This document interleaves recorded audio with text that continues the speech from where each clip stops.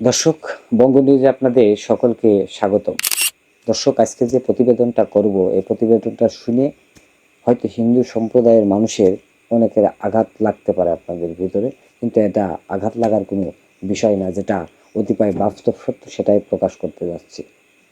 দর্শক, কিছুদিন আগে আমাদের দেশে চিন্ময় কৃষ্ণ প্রভু নামে এক প্রভু, উনি আন্তর্জাতিকভাবে একজন বড় ধর্ম যাজক হয়ে উঠলেন। উনি কি করলেন? চট্টগ্রাম, রংপুর সহ বিভাগীয় বড় বড় কর্মসূচি উনি দিলেন। লাস্টে কি হলেন? উনি হলো গ্রেপ্তার হলেন। কি মামলায়?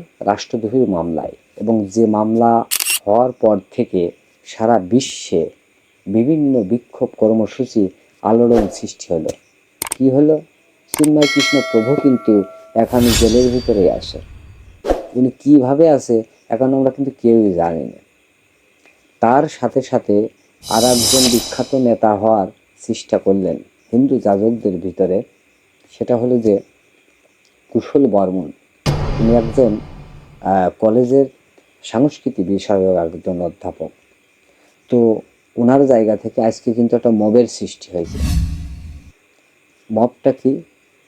হয়তো চড় থাবা হয়নি, তবে হয়ে যাইতো, এরকমই একটা ভাব পরিবেশের ভিতরে গেলে। মানে উনি একটা পদোন্নতির জন্য ওই কলেজে গেছিলেন এবং সেখানে কিন্তু ওনাকে ঘিরে ধরা হয়েছিল। ওনার পরিচিতি কোন জায়গা থেকে? ওই যে চিন্ময় কৃষ্ণ প্রভুর সাথে উনি চলাফেরা করেছেন সেই জায়গা থেকে। কিন্তু ওনার বোঝা উচিত ছিল, উনি চোখের সামনে অনেক কিছু দেখতে পারছেন, অনেক বিখ্যাত ব্যক্তির অনেক কিছু হচ্ছে চোখের সামনে, সংগঠিত হচ্ছে, কোনো প্রতিবাদ নেই, কোনো আইন নেই। সারা দেশে শুধু মব মব মব, এবং প্রত্যেকটা বাহিনীর পক্ষ থেকে বলা হচ্ছে যেটাকে সমূলে নির্মূল করা হবে, মব প্রতিরোধ করা হবে। কিন্তু কই, এসব কিন্তু কিছুই হচ্ছে না। সবাই মুখ বুঝে যেহেতু সহ্য করতেছে। তুমি কুশল বর্মন, দরকার ছিল না এত কিছুর প্রতিবাদ করা। হয়তো তোমার পরিণতি ওই দ্রুত কারাবাসের ন্যায় হতে যাচ্ছে, এবং ওই চিন্ময় কৃষ্ণের মতনে তুমি হয়তো দ্রুতই আটক হয়ে যাবা ভাই। তা এটা হলো যে সেই জামানা, দেখা যাবে কিন্তু বলা যাবে না। এবং ওনাকে আরও বিশেষ কিছু টেগে মনোনীত করা হয়েছে। এর অন্যতম কারণ, উনি একটা সময় কলকাতাতে দীর্ঘ 5 বছর লেখাপড়া করেছে, এবং করার পরে কলকাতায় 5টা বছর থাকার পর উনি বিভিন্ন স্বীকৃতি বিভিন্ন জায়গা থেকে পাইছে। সেই সুবাদে কলকাতার মুখ্যমন্ত্রীর সাথে ওনার ছবি আছে। উত্তরপ্রদেশের যে আদিত্যনাথ, আরএসএস প্রধান, বিজেপির একটা অন্যতম সংগঠন, সে আদিত্যনাথের সাথে ওনার ছবি আছে। অনেকগুলো লোক সাজে মিলাইয়ে কিন্তু ওনার পরিণতি ওই কারাভোগের দিকে যাচ্ছে। তো 47 সালের পর থেকে হিন্দু সম্প্রদায় যে শান্তিতে আসে, এটা তো সবাই জানে। তো শান্তির পরে অতি শান্তির তো কোনো দরকার ছিল না। প্রতিবাদ আপনি কোথায় করছেন, কোন অবস্থানে দাঁড়িয়ে করছেন, সেটা কিন্তু আপনার বুঝতে হবে। সাধারণ জনতা আপনাকে বলবে যে অমুক ভাই এগিয়ে চলেন, আমরা আছি তোমার পাশে। যখন অমুক ভাই গ্রেপ্তার হয়ে যাবে, সেই লোকগুলা কিন্তু 1 মিনিটের জন্য খুঁজে পাবেন না।